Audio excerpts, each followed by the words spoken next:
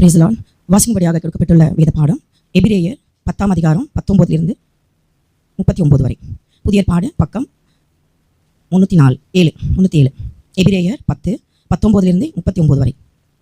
ஆகையால் சகோதரரே, நாம் பரிசுத்த ஸ்தலத்தில் பிரவேசிப்பதற்கு இயேசுவானவர் தமது மாம்சமாகிய திரையின் வழியாய் புதிதும் ஜீவனுமான மார்க்கத்தை நமக்கு உண்டு பண்ணினபடியால் அந்த மார்க்கத்தின் வழியாய் பிரவேசிப்பதற்கு அவருடைய இரத்தத்தினாலே நமக்கு தைரியம் உண்டாயிருக்கிறபடியினாலும் தேவனுடைய வீட்டின் மேல் அதிகாரியான மகா ஆசாரியர் நமக்கு ஒருவர் இருக்கிறபடியினாலும் துர்மனசாட்சி நீங்க தெளிக்கப்பட்ட இருதயம் உள்ளவர்களாயும் சுத்த ஜலத்தால் கழுவப்பட்ட சரீரம் உள்ளவர்களாயும் உண்மையுள்ள இருதயத்தோடும் விசுவாசத்தின் பூரண நிச்சயத்தோடும் சேர கடவும்.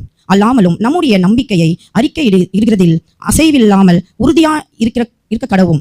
வாக்கு தத்தம் பண்ணினவர் உண்மையுள்ளவராய் இருக்கிறாரே. மேலும் அன்புக்கும் நற்கிரியைகளுக்கும் நாம் ஏவப்படும்படி ஒருவரை ஒருவர் கவனித்து சபை கூடி வருதலை சிலர் விட்டு விடுகிறது போல நாமும் விட்டு விடாமல் ஒருவருக்கொருவர் புத்தி சொல்ல கடவும். நாளானது சமீபித்து வருகிறதை எவ்வளவாய் பார்க்கிறீர்களோ அவ்வளவாய் புத்தி சொல்ல வேண்டும். சத்தியத்தை அறிவை அடைந்து பின்பு நாம் மனப்பூர்வமாய் பாவம் செய்கிறவர்களாய் இருந்தால் பாவங்களின் நிமித்தம் செலுத்தத்தக்க வேறொரு பலி இனி இராமல் நியாய தீர்ப்பு வரும் என்று பயத்தோடு எதிர்பார்க்குதல் விரோதிகளை பட்சிக்கும் கோபாக்கினையுமாய் இருக்கும். மோசேயினுடைய பிரமாணத்தை தள்ளுகிறவன் இரக்கம் பெறாமல் 2-3 சாட்சிகளில் வாக்கினாலே சாகிறானே. தேவனுடைய குமாரனை காலின் கீழ் மிதித்து தன்னை பரிசுத்தம் செய்ய உடன்படிக்கையின் இரத்தத்தை அசுத்தம் என்றெண்ணி கிருபையின் ஆவின் நித்திய நிந்திக்கிறவன் எவ்வளவு கொடிதான ஆக்கினைக்கு பாத்திரவானாய் இருப்பான் என்பதை யோசித்து பாருங்கள்.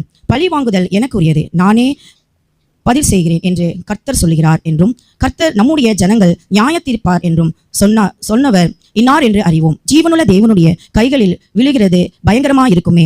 முந்தின நாட்களை நினைத்து கொள்ளுங்கள். நீங்கள் பிரகாசமாக்கப்பட்டிருந்த அந்த நாட்களில் உபத்திரவங்களாகிய மிகுந்த போராட்டத்தை சகித்தீர்களே.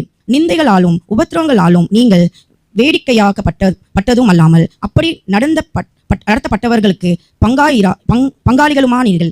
நான் கட்டப்பட்டிருக்கையிலும் நீங்கள் என்னை குறித்து பரிதபித்து மன்றி பரலோகத்தில் அதிக மேன்மையும் நிலையுள்ளதுமான சுதந்திர உங்களுக்கு உண்டென்று அறிந்து உங்கள் ஆஸ்திகளையும் சந்தோஷமாய் கொள்ளையிட கொடுத்தீர்கள்.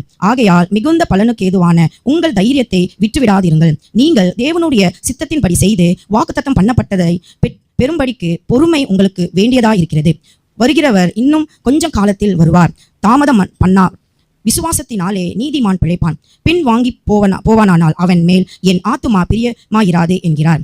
நாமோ கெட்டு போக பின் வாங்குகிறவர்களாய் இராமல் ஆத்துமா ஈடேற விசுவாசிக்கிறவர்களாய் இருக்கிறோம்.